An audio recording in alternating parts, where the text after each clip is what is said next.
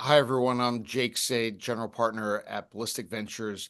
We're excited to announce today our investment, leading the Series A of Noma.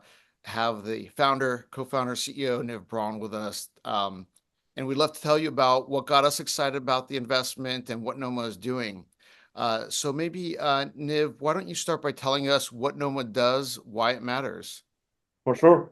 In general, what we do in Noma is what we call secure data in the AI lifecycle. Basically, it means that when we look on the classic application security, the amazing product security industry that we built and evolved during like the last decade, we see that it's amazing, but specifically built and suited for, as it should be, for the classic software lifecycle, for the processes of software developers, the technologies of the software lifecycle, and also, of course, to cover like the technical vulnerabilities of classic software.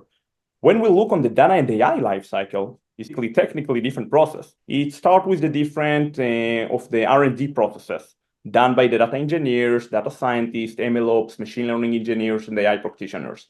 By the technologies as well, of course, that build the lifecycle, like all the data pipelines and MLOps tools, and eventually also in the technical characteristics of the elements that are eventually built into our application, like the AI models in production.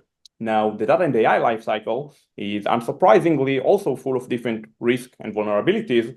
But today, we, the security team, we're completely blinded to what happens there. The terms that like I hear all the time, most times are like black box or Wild West around this area. And it starts from the basics. First thing is that the workflow and the needs of the data scientist is just different, even if in the way that they code. Their code on all these different Jupyter notebooks, Databricks notebooks, SageMaker, Google Colab that are connected to the most sensitive data most times in the organization. And all this code is completely in the shadow. It's never scanned because it doesn't go through the CI/CD and it doesn't store like it's not stored on the SCM. So do AppSec teams like even know if their data scientists used any malicious dependencies in their notebooks, left any exposed secrets, unintentionally also train some of the models on sensitive data against the policy? We just don't know. It continues with the open source. In addition to classic packages, the data and AI teams, they also use different open source objects like Hugging Face open source models and datasets, which is amazing. It makes them to work much faster. The problem is that the attackers are also smart guys, and they noticed this trend as well, and they started to upload malicious and backdoor models and datasets into these platforms and start a lot of supply chain attacks. How can we enable our data and AI teams to continue and use this amazing open source that are completely different objects from the classic packages in a secure way? The development stack is also different after the SolarWinds attack. We as an industry, we understood that we need to make sure now that not only our code is secure, but also that we don't have any misconfigured CI/CD tools, SCMs. But when we go to the data and AI teams, the data and AI lifecycle, again, we just see different stack. What about the posture management of all the data pipelines like Airflow or Argo? All the model registries like MLflow, MLOps tools like Kubeflow, platforms like Databricks. We unfortunately have a lot of organizations that get breached because of misconfigurations in the data and AI lifecycle stack, because they just don't have any basic visibility and protection around what even like tools they are using. And the last thing, of course, is also the technological characteristics of the models itself that are eventually models in the runtime that we deployed as part of the product. This new kind of like technology also expose new kind of risk, like security risk, of course, prompt injection, model jailbreak, and other adversarial attacks, but also safety risks, like what happens if our model now gives financial or health advice to our customers, if it gives any wrong legal recommendations. So this is what we do in Noma. We're covering all these different types of use cases, the aspects in one platform, provide full visibility and protection throughout the entire data and AI lifecycle, start from the development and the supply chain up to the runtime itself, and start from the classic data pipelines and the machine learning and up to Gen AI. That's great. And I could share from the ballistic side, what got us excited about leading the Series A. Of course, we really enjoyed getting to know Niv, his co-founder, and the team. Very impressed by the team that's come together to solve this problem. From an investment thesis perspective, we've had for a long time a top-down thesis around secure by design. My partners founded Fortify, which pioneered application security. And we've also invested in other companies like Armor Code and Oligo in the AppSec space. And so For us, there was a moment in time that was created now with AI really shining a spotlight on exactly what Niv mentioned, the important work that AI engineers are doing and the impact they are having and will continue to have on production environments. And the key is you can't wait until models are in production to secure them.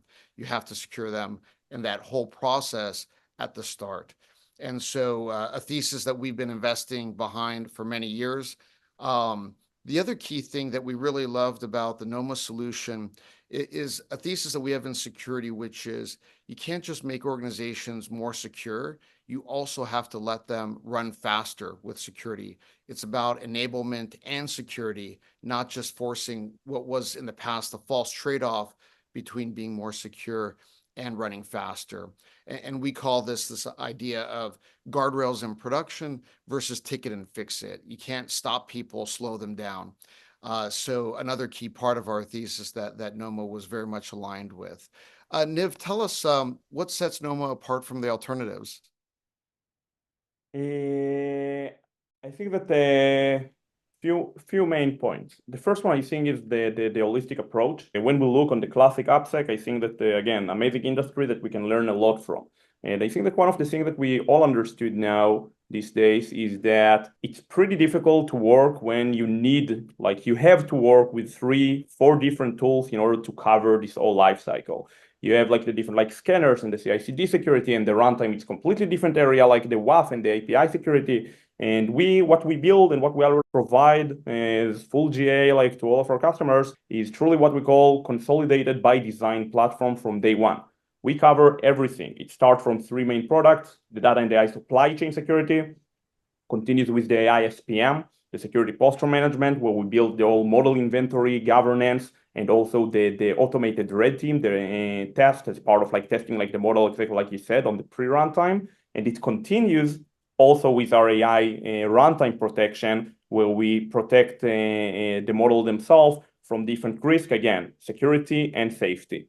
In addition to that, I'll say that exactly what you say about the business enablement. The architecture of us is unique in a matter that it doesn't change anything in the workflow of the data teams or the AI teams. They don't need to change anything in their application, in their code. It's integrated completely seamlessly through the APIs, which make them to continue and work exactly like they used to. You don't need to slow them down. And then what we saw is actually like it's the data and the AI teams, they start like to be our users. They collaborate with us. We had one customer that before like we were like at the beginning, he suggested us to call the team like the company bridge security, because we are through like the bridge between the data teams and the AppSec teams. So I think this is a major point for us as well. One of the things I'd also emphasize is just how critical this is, as we look at the risks in the security landscape. We see the risk here is that the next SolarWinds will be in AI, and you're protecting organizations from that happening. So an incredibly important mission to be on. Well, thank you, Niv. We're excited about this journey and looking forward to the future working with you. Likewise, Jake.